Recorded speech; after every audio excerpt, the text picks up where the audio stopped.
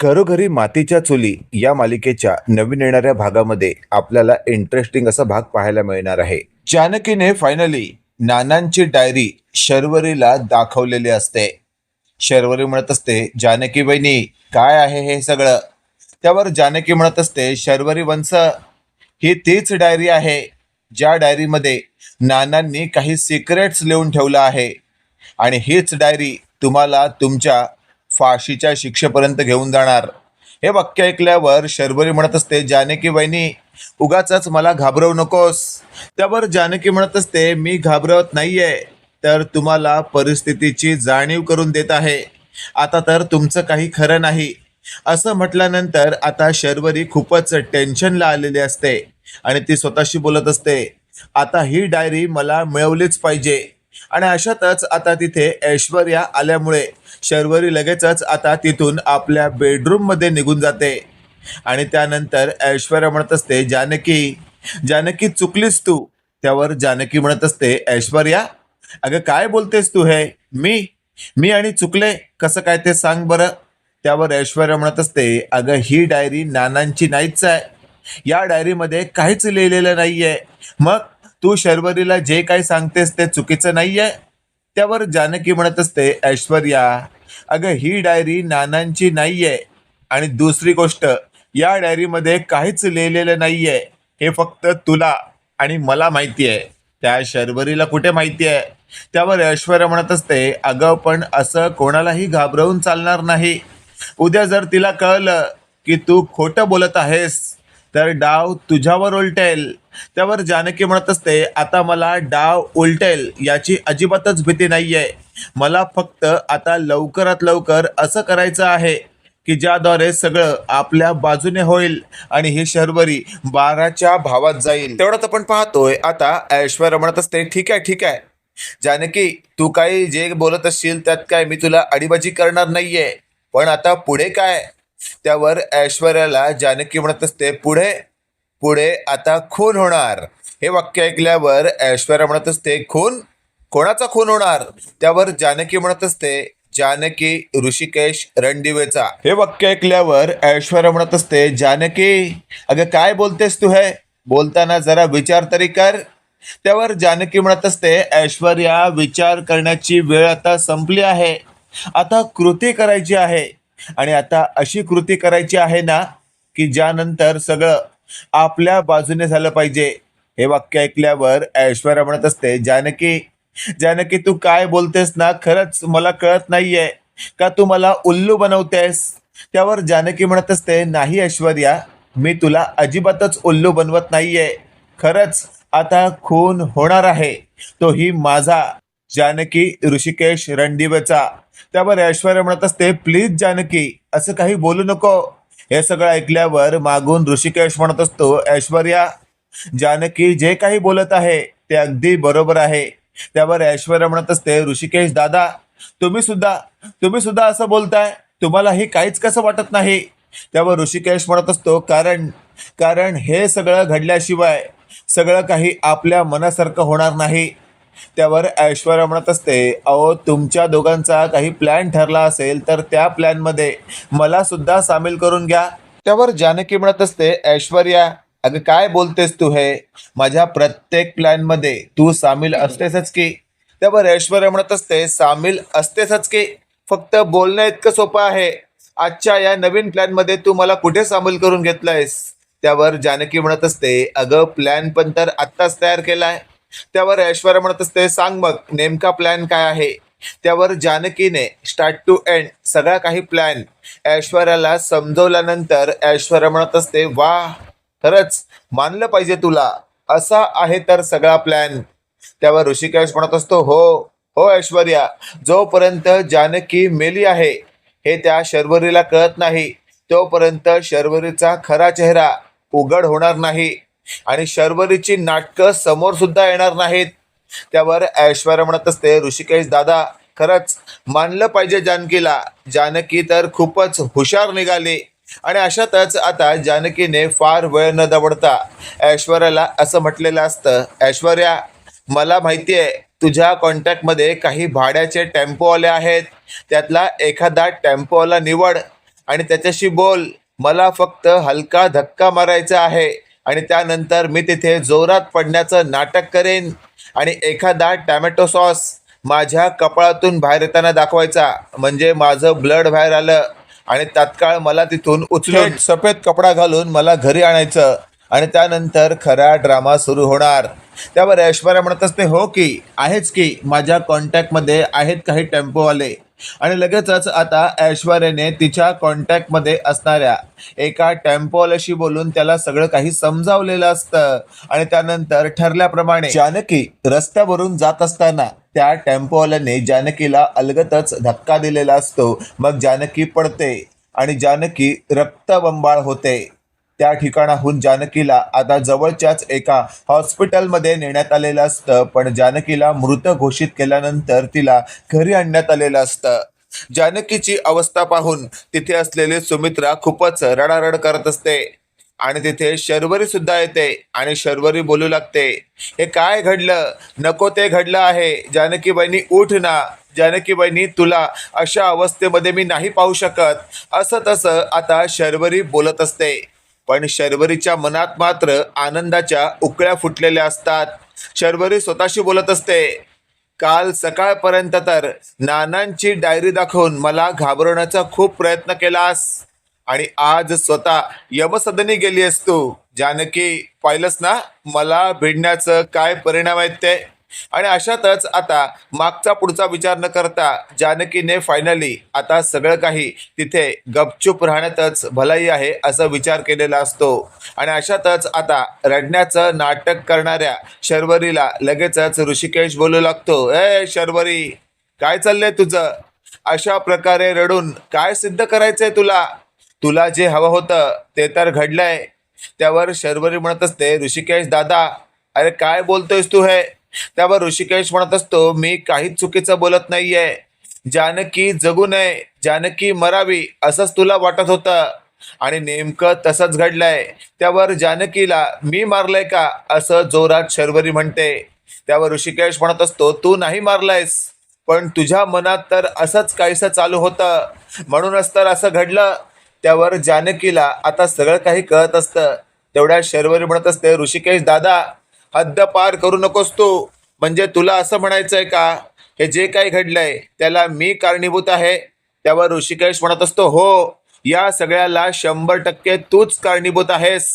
जर तू माझ्या जानकीशी चांगलं वागली असतेस तर जानकी रस्त्यावरून चालताना अजिबातच इकडे न बघता चालली नसते आणि तिचा ऍक्सिडेंट झाला नसता.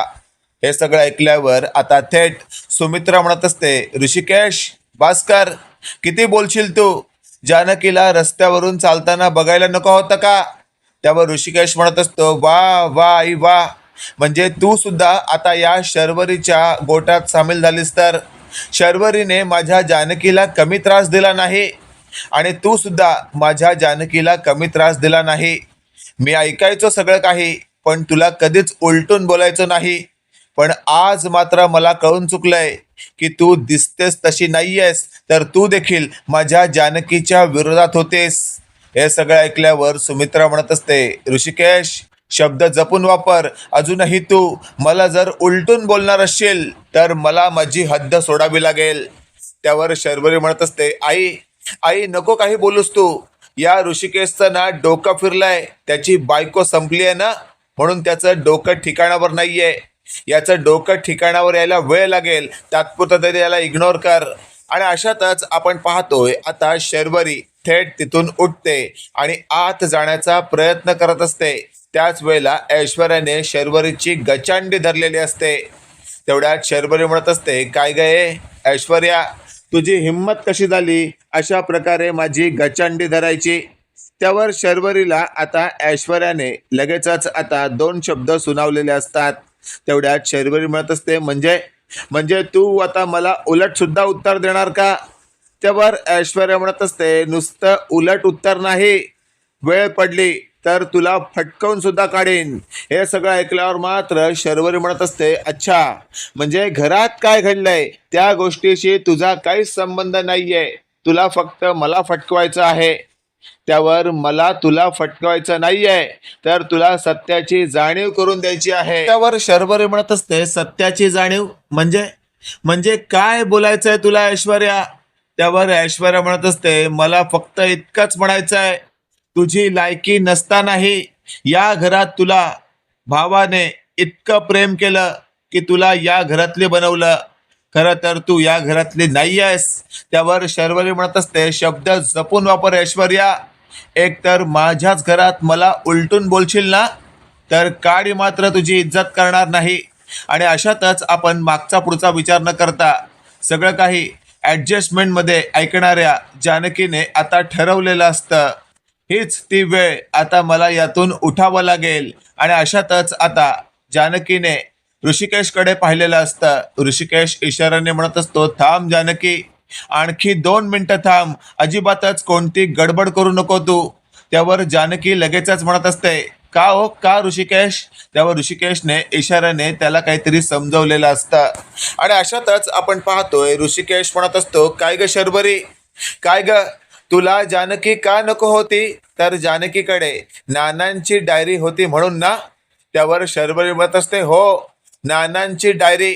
त्यावर ऐश्वर्या म्हणत असते, अगं जानकीकडे नानांची डायरी होती, तुला काय वाटतंय जानकी गेली तर ती डायरी सुद्धा गेली का?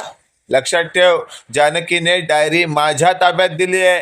आणि डायरी जर माझ्या ताब्यात असेल तर तुझं काही खरं नाही, हे देखील तुला चांगलंच माहिती आहे. आणि पुढच्या काही क्षणात मी तुझी अशी काही वाट लावणार आहे की विचारून सोय नाही. हे सगळं ऐकल्यावर मात्र आता शर्वरी पूर्णपणे घाबरलेली असते. तिला कळून चुकलेलं असतं की आता आपली वाट लागणार म्हणजे लागणार. आणि अशातच आता थेट शर्वरी हात जोडते आणि म्हणत असते, माफ कर, माफ कर ऐश्वर्या, मला खरंच माझ्याकडनं खूप मोठी चुकी झाली.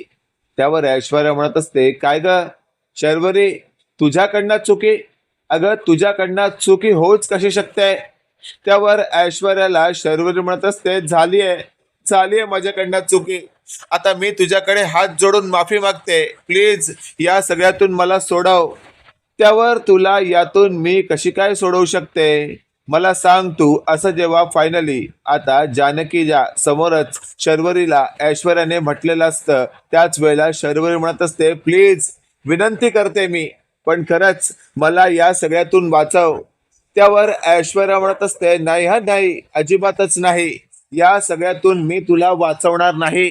उलट या सगळ्यातून तुझी काशी करण्यासाठी आणि तुला लोळवून काढण्यासाठी आता एक पाऊल पुढे टाकणार आहे. तेवढ्यात आपण पाहतोय आता ऋषिकेश थोड्या वेळासाठी तिथून बाहेर गेलेला असतो. तेवढ्यात शर्वरीने आता योग्य संधी साधत ऐश्वर्यावर हल्ला केलेला असतो आणि ऐश्वर्याला तिने जखमी केलेलं असतं. ऐश्वर्या आडवी पडलेली असते. आता ऐश्वर्याला उठता येत नसतं.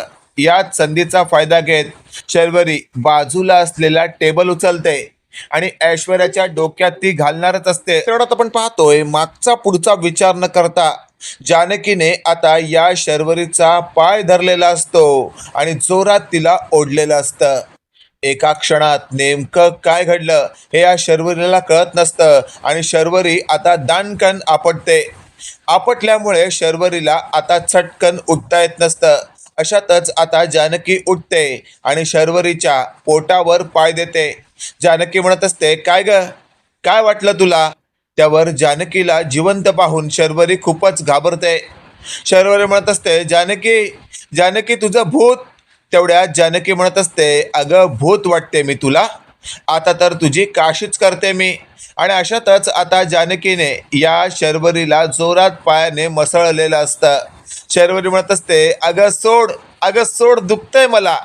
त्यावर ऐश्वर्या म्हणत असते, जानकी अजिबातच सोडू नको तिला, तिला तिची नानी आठवून दे. तिला कळलं पाहिजे तिनं नेमकं काय चूक केली आहे ते. त्यावर शर्वरी म्हणत असते, काय चूक केली आहे मी? मला का तुम्ही लोक त्रास देताय? त्यावर जानकी म्हणत असते, तुझ्याकडून सत्य वधवून काढायचं होतं.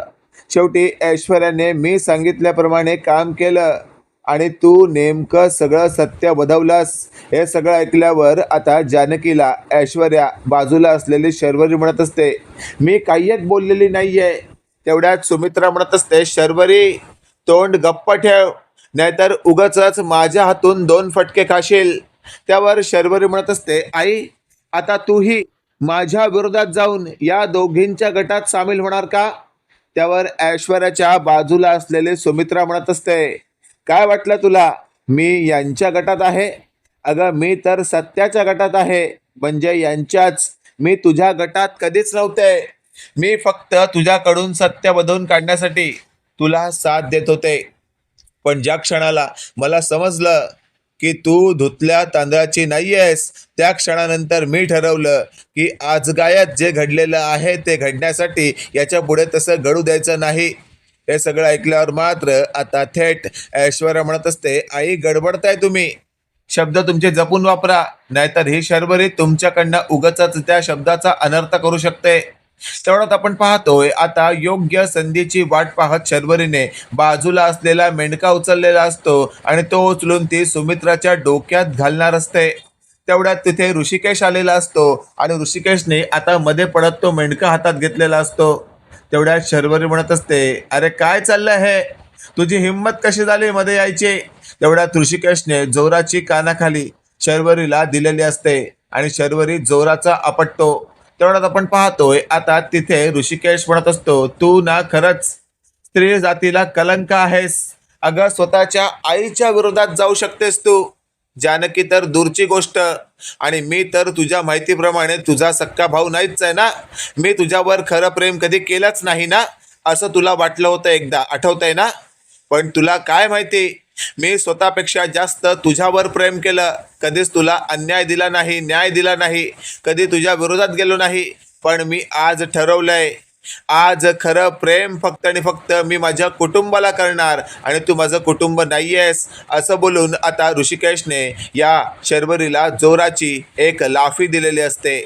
मित्रांनो, काय वाटतं तुम्हाला, येत्या काळामध्ये या मालिकेमध्ये नवीन काही पाहायला मिळू शकतं का? कमेंट करून नक्की कळवा. आणि असेच नवनवीन अपडेट पाहण्यासाठी व्हिडिओला लाईक आणि चॅनलला नक्की सबस्क्राईब करा. धन्यवाद.